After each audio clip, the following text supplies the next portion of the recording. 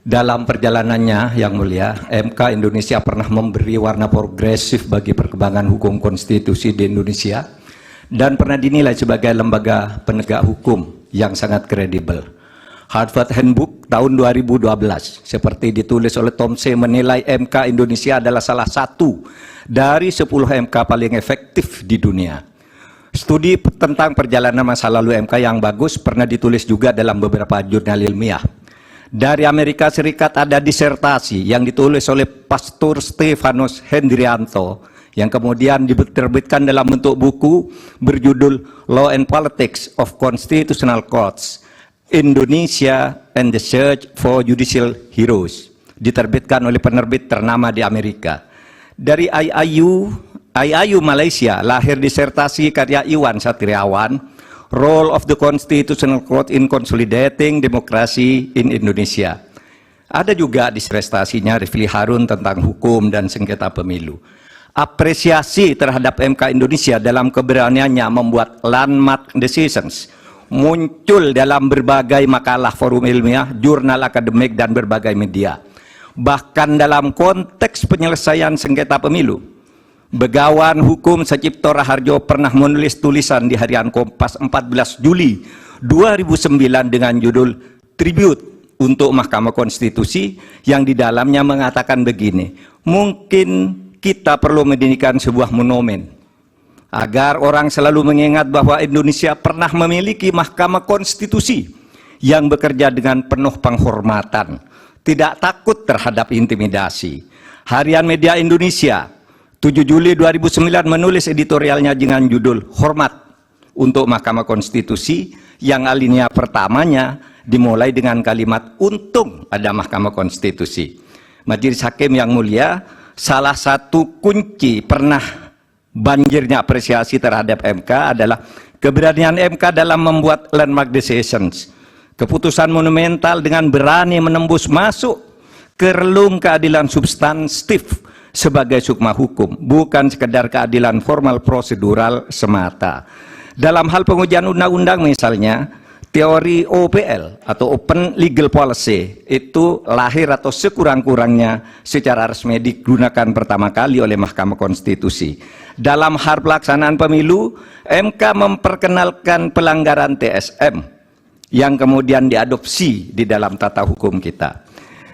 Mahaguru Hukum Tata Negara Profesor Yusril Iza Mahendra saat ikut menjadi ahli pada sengketa hasil pemilu 2014 dan bersaksi di MK pada tanggal 15 Juli mengatakan bahwa penilaian atas proses pemilu yang bukan hanya pada angka harus dilakukan oleh MK.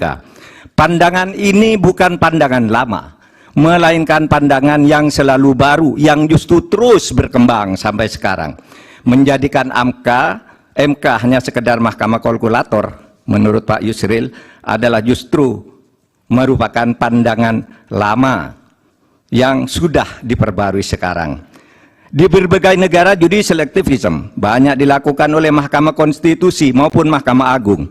Beberapa negara membatalkan hasil pemilu yang dilaksanakan secara curang dan melanggar prosedur seperti Australia, Ukraina, Bolivia, Kenya, Malawi, dan Thailand serta beberapa negara yang satu disebut ada Belarusia yang dinilai sebagai shame institution atau institusi pengadilan palsu karena selalu diintervensi oleh pemerintah. Akhirnya kami tahu sungguh berat bagi MK dalam sengketa hasil pemilu ini. Pastilah selalu ada yang datang kepada hakim yang mulia untuk mendorong agar permohonan ini ditolak. Dan pasti ada pula yang datang yang meminta agar MK mengabulkannya. Yang datang mendorong dan meminta itu tentu tidak harus orang atau institusi, melainkan bisikan hati nurani yang datang bergantian di dada para hakim, yaitu bisikan yang selalu terjadi antara ammaroh dan mutmainnah. Saya memaklumi tidak mudah bagi para hakim untuk menyelesaikan perang batin ini dengan baik. Tetapi akhirnya kami berharap MK mengambil langkah penting untuk menyelamatkan masa depan demokrasi dan hukum di Indonesia. Jangan sampai timbul persepsi bahkan kebiasaan bahwa pemilu hanya bisa dimenangkan oleh yang punya kekuasaan atau yang dekat dengan kekuasaan dan mempunyai uang berlimpah. Jika ini dibiarkan terjadi, berarti keberadaan kita menjadi mundur. Kami berharap agar Majelis Hakim MK dapat bekerja dengan independen, penuh martabat dan penghormatan.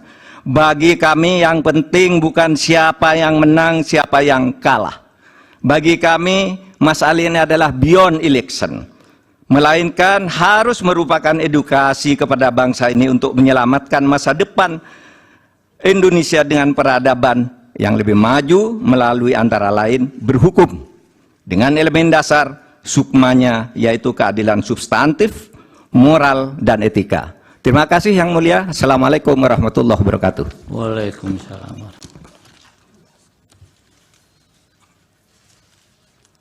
Download Tribun X sekarang, menghadirkan lokal menjadi Indonesia.